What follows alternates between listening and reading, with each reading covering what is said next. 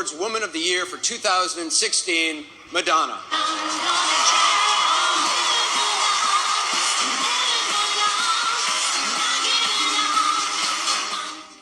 When I first moved to New York, I was a teenager. It was 1979, and New York was a very scary place. In the first year, I was held up at gunpoint, raped on a rooftop with a knife digging into my throat, and I had my apartment broken into and robbed so many times, I just stopped locking the door. In the years to follow, I lost almost every friend I had to AIDS or drugs or gunshot. As you can imagine, all these unexpected events not only helped me become the daring woman that stands before you, but it also reminded me that I am vulnerable. And in life, there is no real safety except self-belief. What can I say about being a woman in the music business? What can I say about being a woman? When I first started writing songs, I didn't think in a gender-specific way. I didn't think about feminism. I just wanted to be an artist. I was, of course, inspired by Debbie Harry and Chrissie Hynde and Aretha Franklin, but my real muse was David Bowie. He embodied male and female spirit, and that suited me just fine. He made me think there were no rules. But I was wrong. There are no rules if you're a boy. If you're a girl, you have to play the game. What is that game? You are allowed to be pretty and cute and sexy, but don't act too smart. Don't have an opinion. You are allowed to be objectified by men and dress like a slut, but don't own your sluttiness. And do not, I repeat, do not share your own sexual fantasies with the world. Be what men want you to be, but more importantly, be what women feel comfortable with you being around other men. And finally, do not age, because to age is a sin. You will be criticized, you will be vilified, and you will definitely not be played on the radio. When I started, there was no internet, so people had to say it to my face. I was called a whore and a witch.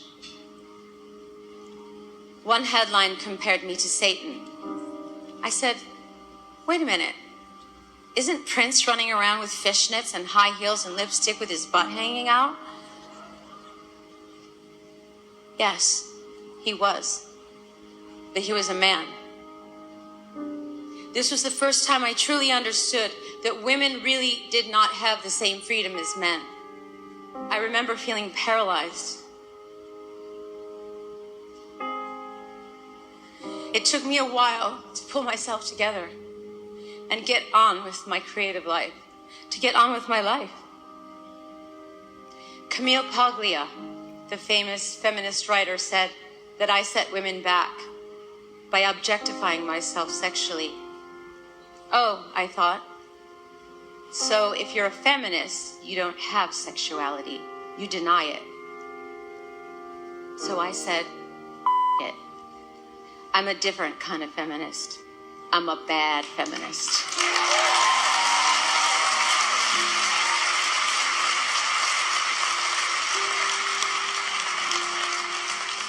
People say that I'm so controversial, but I think the most controversial thing I have ever done is to stick around.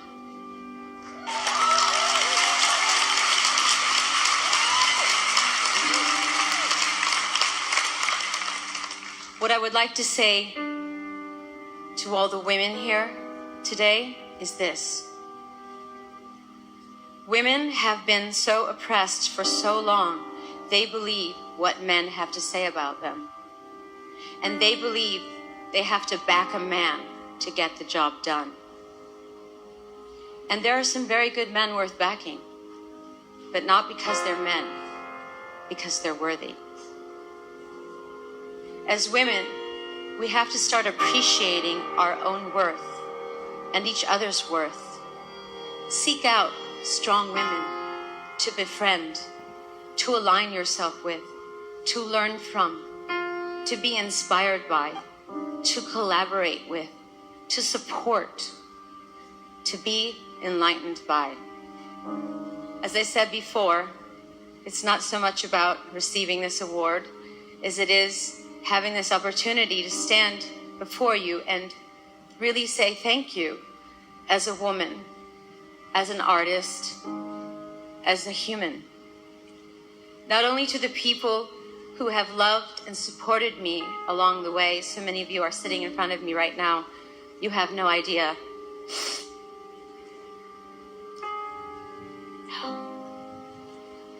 You have no idea how much your support means.